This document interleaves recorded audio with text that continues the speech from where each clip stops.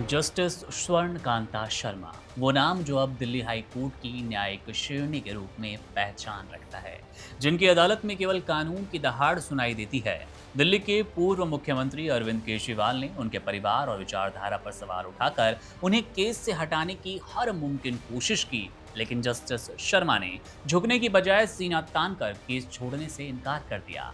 उनके सख्त फैसले ने न सिर्फ केजरीवाल की कानूनी टीम में खलबली मचा दी, बल्कि ये भी साफ कर दिया कि न्याय की कुर्सी किसी भी सियासी रसूख या दबाव से बेहद ऊपर है।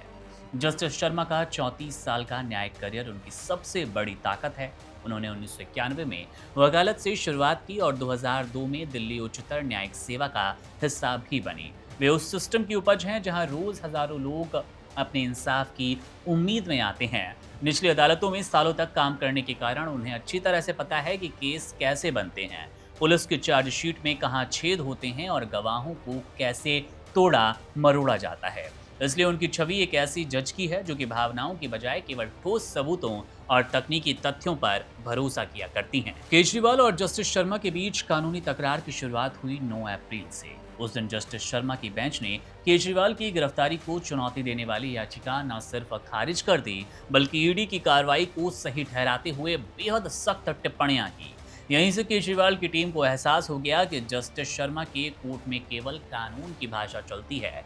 जब केजरीवाल ने उन पर पक्षपात का आरोप लगाया और ये आरोप लगाते हुए केस से हटने को कहा, तो जस्टिस शर्मा ने इसे न्यायपालिका पर हमला माना और पीछे हटने से साफ इनकार भी कर दिया। अदालत में जस्टिस शर्मा ने बहुत कड़े शब्दों में साफ करने की कोशिश की कि न्याय कभी दबाव में झुकता नहीं है। उन्होंने स्पष्ट किया कि उनके लिए खुद को मामले से अलग करना एक आसान रास्ता होता, लेकिन उन्होंने अपनी शपथ और न्यायिक संस्था की गरिमा के लिए कठिन रास्ता चुना है। उन्होंने दो टूक शब्दों में कहा कि एक न्यायाधीश की शपथ उनके परिवार के सदस्य नहीं लेते। केजरीवाल द्वारा उनके परिवार पर उठाए गए सवालों का जवाब देते हुए उन्होंने पूछा कि अगर राजनेताओं के बच्चे राजनीति में आ सकते हैं, तो आखिर जजों के बच्चे वकालत क्यों नहीं कर सकते। जस्टिस शर्मा की पहचान एक स्ट्रिक्ट इंटरप्रेटर के तौर पर है, जो कि कानून के शब्दों को पकड़कर चलती हैं।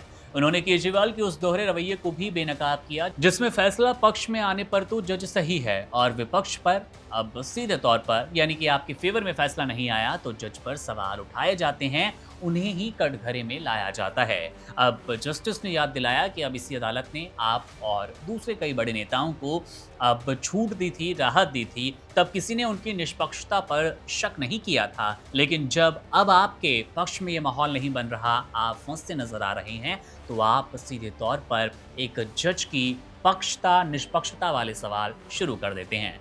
जस्टिस शर्मा ने साफ कर दिया कि सोशल मीडिया पर चलने वाले नैरेटिव या किसी नेता के भाषण से अदालतें प्रभावित नहीं हुआ करती। अब दिल्ली शराब नीति मामले में केजरीवाल की किस्मत का फैसला उसी सख्त अदालत में होगा जिसे वो चुनौती दे रहे थे। जस्टिस स्वर्ण कांता शर्मा ने यह भी साफ किया है, ये भी साबित किया है कि वे केवल संविधान के प्रति जवाबदेह हैं। उनके आदेशों में डिजिटल एविडेंस और प्रक्रियात्मक अनुपालन पर इतनी बारीकी होती है कि उसे ऊपरी अदालतों में चुनौती देना कतई आसान नहीं होता।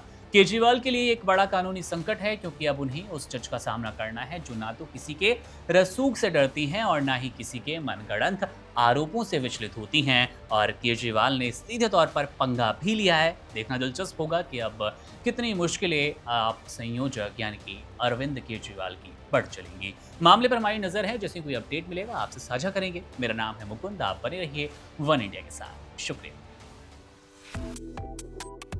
Subscribe to One India and never miss an update. Download the One India app now.